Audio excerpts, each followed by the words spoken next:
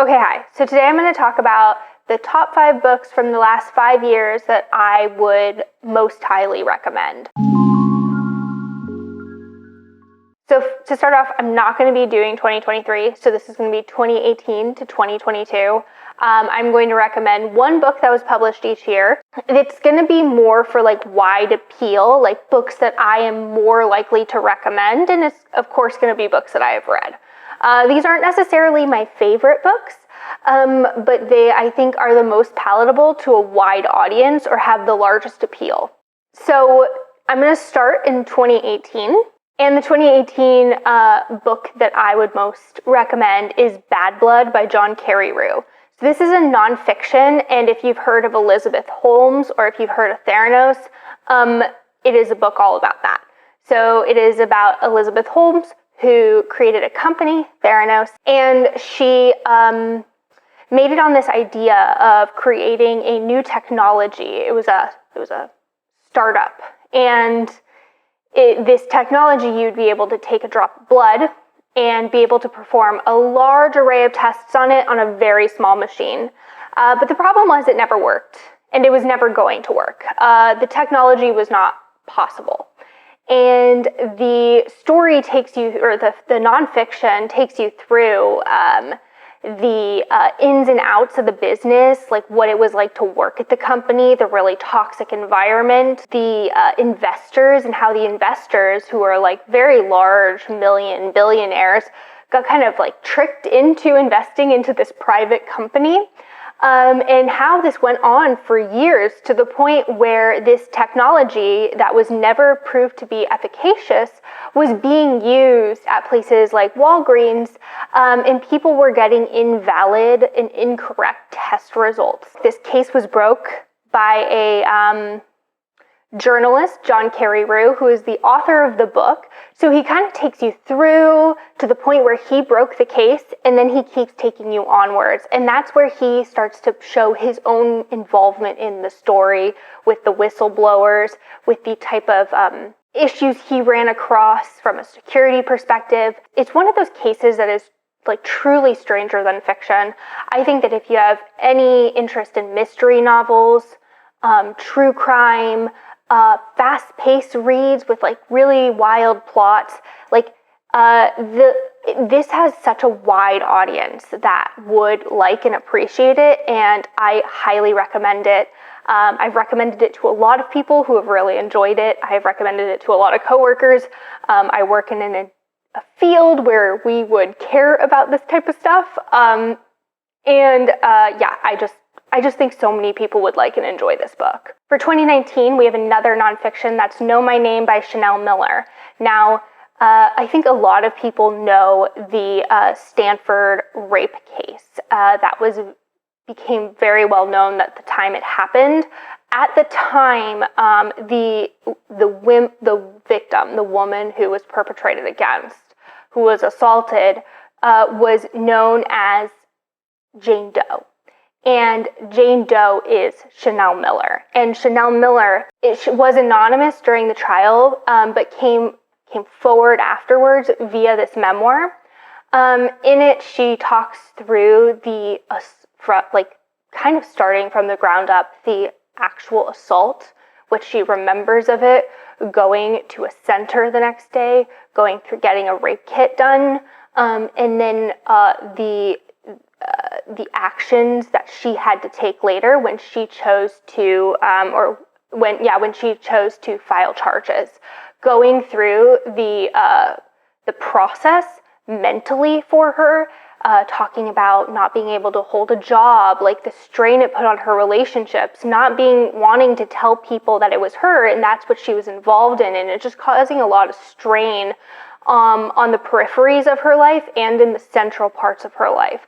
She also talks about the judicial system and the way that she was attacked through the process. And I think that it can, it's a really painful thing to read, but her writing was very beautiful.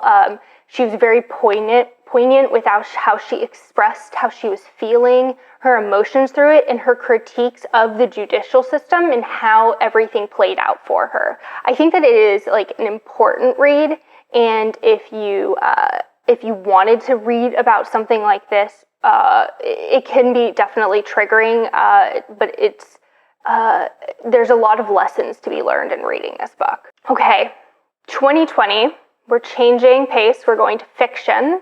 And the book that I recommend is Piranesi by Suzanna Clarke. Now, people know this book. It won the Woman's Prize. It was kind of very hyped on the bookish internet, and I think for good reason. This is a book about a man who lives in a place, a building, a museum, very large place, by himself. And he writes about his feelings and his interactions with his space. It's very short.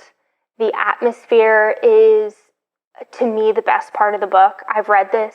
I think I read it like very quickly after it came out, and I can still picture the scenes of him walking through like the white walled places with the high arches and the tall ceilings, and seeing the statues as he walks by them. It's very detailed, but short. It's one of those books where it doesn't feel like there's a word out of place.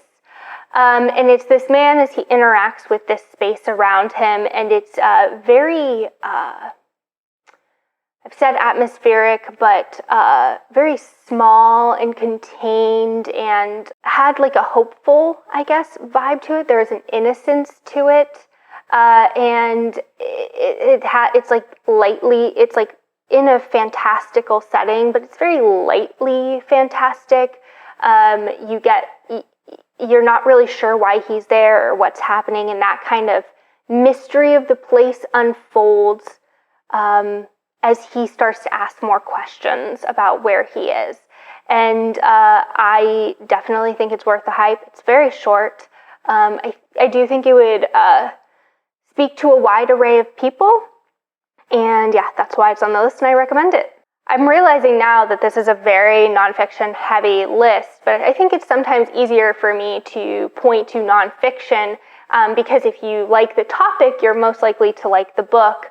Whereas I think that people critique fiction a little bit differently. So for 2021, it is Cultish by Amanda Montell. So this is a book that I will just say I didn't love at the time, because it's one of those nonfictions that presents you an array of facts and a lot of knowledge, as opposed to giving you insight in making having a thesis, making a decision on what they're trying to say, pointing you in a direction, which is usually what I appreciate more when I read nonfiction. However, the knowledge that I acquired while reading this is something that is kind of just integrated into me, and I think about a lot. And so because of that, I've recommended it quite a bit. So Cultish is written by the author who has a background in linguistics, and so her focus is on what makes something a cult, or what makes something feel like a cult, what makes something cult adjacent. The language around cults, the language that is used within something that feels culty. So she has kind of a chapter on legitimate cults, things that we know in society as cults, religious groups that have cultish tendencies. She talks about Scientology. There is the cultish parts of MLMs, multi-level marketing schemes, and then there's the cultish exercise, like SoulCycle or CrossFit. She kind of takes you through different types of examples and what about that community feels cultish, whereas other communities might not feel that way. It's one of those things that I've thought about a lot because I work in the corporate world, and there's corporate values, and you have the corporate values that you're supposed to work in. And so I just think about my workplace, and we have these 5 things, and they try to integrate them as much into your day-to-day work. And they want your managers to try to integrate it, and it just I get reminded a lot of this book when I sometimes when this type of language comes up in the workspace. And it is, like, in my specific example I'm using, it is around the language, which was her focus in this book.